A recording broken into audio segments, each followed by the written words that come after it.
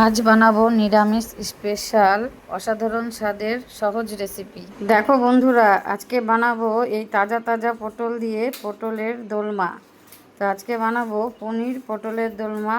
দেখতে থাকো আমি এই পনির দিয়ে পটলের দোলমাটা কিভাবে বানালাম, ঠিক আছে?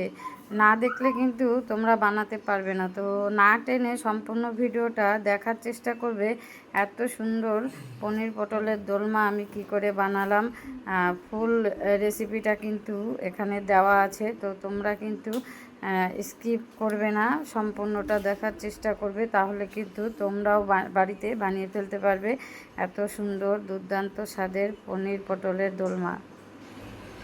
দেখো বন্ধুরা, আমি এখানে পটল নিয়ে নিয়েছি, ঠিক আছে? আজকে বানাবো পটলের দোলমা। দেখেছো, এই পটলগুলোকে আমি ধুয়ে ছিলে নিয়েছি, ঠিক আছে?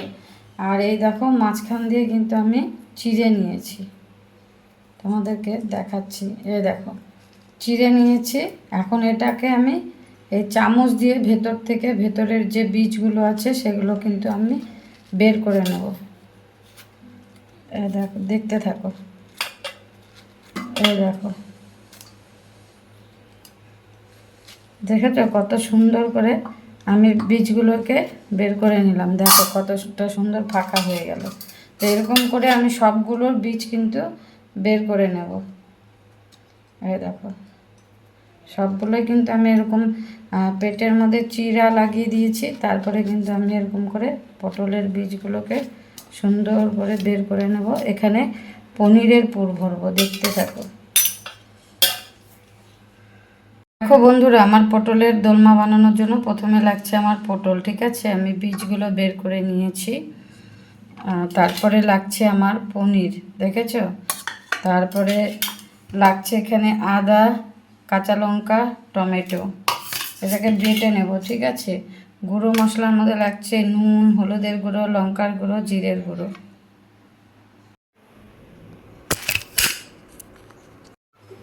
দেখো বন্ধুরা, আমি কিন্তু এখন পটলের মধ্যে একটু নুনটা মাখিয়ে নিচ্ছি, ঠিক আছে? পটলের মধ্যে একটু নুনটা মাখিয়ে একটু আমি দূরে সরিয়ে রাখছি। এখন আমি এখানে দেখো বাটিতে পনির নিয়ে নিয়েছি, ঠিক আছে? সেই পনিরের মধ্যে একটুখানি আমি নুন দেব, ঠিক আছে? তারপর পনিরটাকে এরকম করে হাত দিয়ে ভেঙে নেব, দেখতেই পাচ্ছ, ঠিক আছে? এখন এটার মধ্যে আমি দিয়ে দেবো হলো এই লঙ্কা গুঁড়ো, ঠিক আছে? একটু হলুদ, নুন, এগুলো দিয়ে সুন্দর করে বেশ মেখে নেব, দেখতেই পাচ্ছ মাখাটা। এরপরে আমি পটলের ভিতরে এটাকে এই পুরটাকে ভরে দেব। দেখো বন্ধুরা, পটলগুলো যে চিড়ে রেখেছিলাম সেই পটলগুলোর মধ্যে এখন আমি যে পনিরটা মেখে পুরটা তৈরি করলাম, এই পুরটা কিন্তু আমি এখন এই ঠেসে ঠেসে সবগুলো পটলের মধ্যে কিন্তু আমি ভরে নেব, ঠিক আছে? তো এইটা কিন্তু সব সময় একদম সুন্দরভাবে ঠেসে ঠেসে করার কাজ করবে। তো এক একজন এক এক রকম করে। আমি যেরকম পেট দিয়ে চিড়ে নিয়েছি, অনেকে আবার সামনে মাথা দিয়ে চেড়ে, ঠিক আছে? যার যেরকম সুবিধা হয় সে সেইভাবে করে। তো আমার এইভাবেই সুবিধা লাগে, তাই জন্য কিন্তু আমি এইভাবেই করে থাকি। দেখো বন্ধুরা, কড়াই কিন্তু বসিয়ে দিয়েছি, কড়াইটা গরম হয়ে গেছে। এখন কিন্তু আমি এখানে একটু সাদা তেল দিয়ে নিলাম, ঠিক আছে? আমি এখন পটলগুলোকে এক এক করে ভেজে নেব। বন্ধুরা, তেলটা কিন্তু আমার গরম হয়ে গেছে, ঠিক আছে? আমি কিন্তু এখানে এক এক করে পটলগুলোকে ছেড়ে দেবো, ঠিক আছে? তো পটলগুলোকে আমি সুন্দর করে ভেজে নেব, লাল লাল করে। এই পাঁচটায় দিলাম, তারপরে আবার দেবো।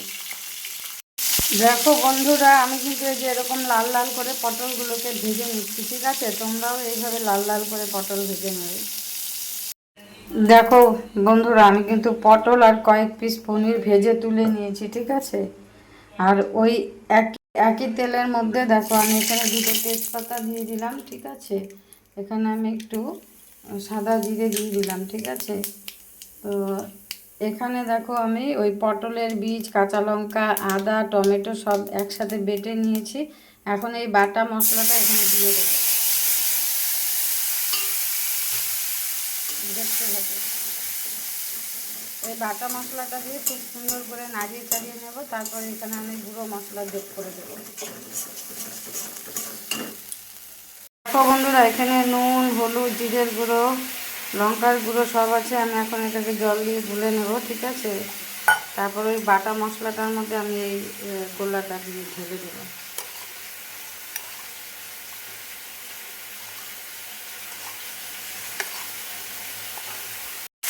দেখো বন্ধুরা, এখানে কিন্তু ওই বাটা মশলাটা কিন্তু কষেই আসছে। এখন আমি এই যে মশলাটা গুলিয়ে রেখেছিলাম এটা দিয়ে দিলাম। এখন এটা সুন্দর করে কষে উঠুক।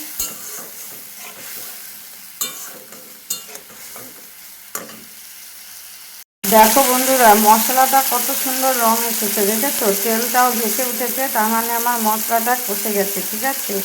এখন দেখো কত সুন্দর লাগছে দেখতে, তাই না?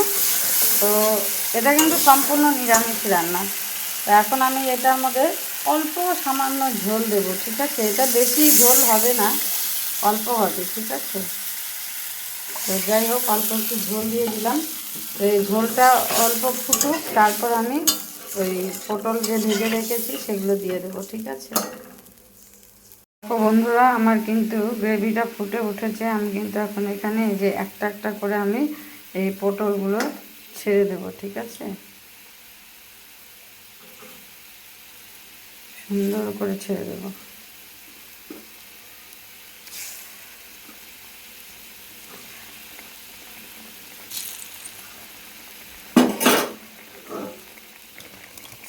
পনিরগুলোও দিয়ে দিলাম।